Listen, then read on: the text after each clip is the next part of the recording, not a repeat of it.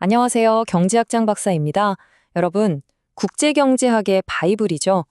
바로 김신행 교수님의 교재를 가지고 아주 흥미로운 이야기를 해볼까 합니다.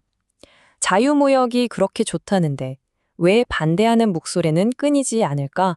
이 오래된 질문의 답, 바로 소득분배와 무역정책이라는 키워드 속에 숨어 있습니다.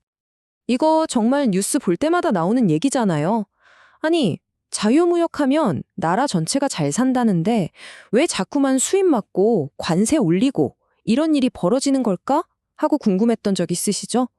오늘 이 질문 속에 숨어 있는 경제와 정치의 아주 깊은 속사정을 저와 함께 싹 다 파헤쳐 보겠습니다.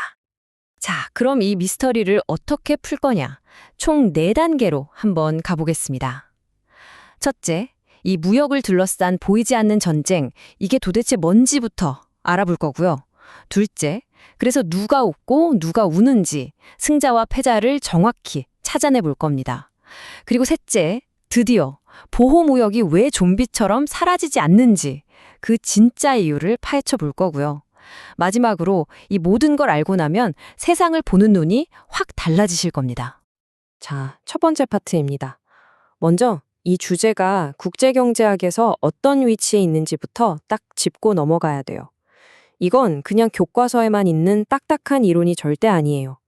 뭐랄까 순수한 경제이론의 논리랑 아주 현실적인 정치의 이해관계가 꽝 하고 부딪히는 바로 그 최전선에 있는 이야기거든요. 교재에서도 정말 강조하는 가장 기본 원칙이 바로 이겁니다. 모든 경제정책은 이득을 보는 사람과 손해를 보는 사람을 낳는다. 그렇죠? 어떤 정책이든 모두를 100% 만족시킬 순 없어요.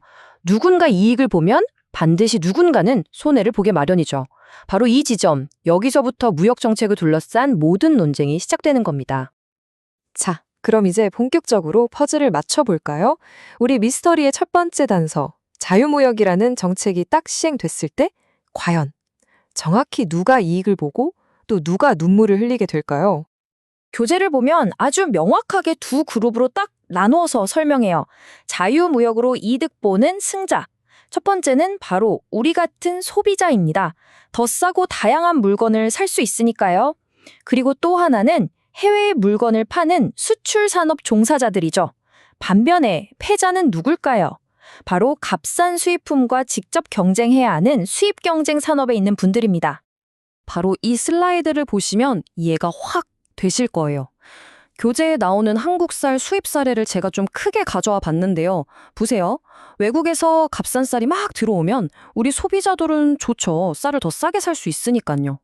하지만 평생 쌀 농사만 지어오신 우리 농민분들께는 이건 정말 생계가 걸린 심각한 문제, 큰 손해가 되는 겁니다. 교재에 나오는 이 문장이 핵심을 찌릅니다. 어느 나라에서나 값싼 농산물 수입을 둘러싸고 첨예한 집단 간의 갈등을 경험한다. 네, 바로 이거예요. 소비자의 이익과 생산자의 손실 사이의 갈등. 이건 우리나라만의 문제가 아니라 전 세계 모든 나라가 겪는 아주 보편적인 정치적 숙제인 셈이죠. 자, 이제 정말 미스터리의 심장부로 들어가 보겠습니다. 아니, 경제학자들은 다 비효율적이라고 하는데 도대체 왜 이 보호무역이라는 정책은 이렇게 끈질기게 살아남는 걸까요? 그 뒤에 숨겨진 정치적인 속셈을 한번 들춰보겠습니다. 이 수수께끼를 푸는 마스터키, 바로 이익집단이라는 개념입니다. 교재의 정의를 보면 보호무역으로 이득을 얻기 위해 조직된 생산자들의 모임이라고 되어 있죠.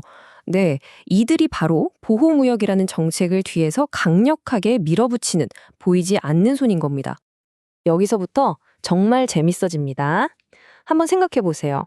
보호무역으로 이득을 보는 생산자들. 이 사람들은 사실 소수 집단이에요. 그쵸? 근데 한 사람 한 사람이 얻는 이익은 어마어마하게 큽니다. 그러니까 이건 내 밥줄이야 하면서 똘똘 뭉쳐서 목소리를 내고 정치인들한테 로비하기가 훨씬 쉬운 거죠. 자, 그럼 반대로 우리 소비자들은 어떨까요? 소비자는 국민 대다수, 그러니까 다수 집단이죠. 하지만 보호무역 때문에 내가 입는 손해는 사실 되게 작아요. 뭐 설탕값이 1년에 몇천 원 더 비싸지는 정도. 이 작은 손해 때문에 내가 내 시간과 돈을 들여서 조직을 만들고 보호무역 반대! 이렇게 외치기는 현실적으로 거의 불가능에 가깝습니다. 이 기가 막힌 역학관계를 가장 잘 보여주는 사례가 바로 교재에 나오는 미국의 설탕 수입 규제입니다. 이 규제 덕분에 정말 소수의 설탕 생산자들은 말 그대로 수백만 달러를 벌어들여요. 하지만 수억 명의 소비자들은 그냥 1인당 몇 달러씩만 더 내는 거죠. 별거 아니라고 생각할 수 있어요. 하지만 그 몇 달러가 모이면 어떻게 될까요?